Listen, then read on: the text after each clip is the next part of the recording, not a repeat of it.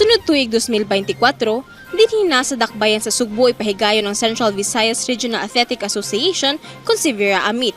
Sa acceptance message ni Cebu City Mayor Michael Rama ato sa closing program sa CVIRAA 2023 dito sa Syudad sa Karkar, malipayong gidawat ni ini ang dakong hagit sa pag-host sa labing dako nga sports event sa tunga-tungang Kabisayan.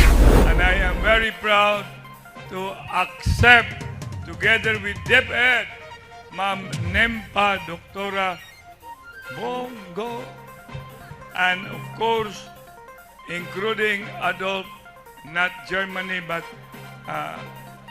Aguilar, and the rest of DepEd officialdom. It is with honor and pleasure to be ready, and we must be ready with the City Hall. Kahinumduman nga taliwala sa kainit sa panahon sa miaging CVIRAA meet, mihakot og 100 Gs ka gold medal, 93 ka silver ug 84 ka bronze medals ang Cebu City Niños.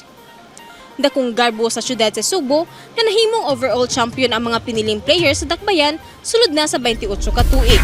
Not my first time, but I've been involved in all CVIRAA years ago, and that brought me anywhere, including Palaro. And I am very proud to accept.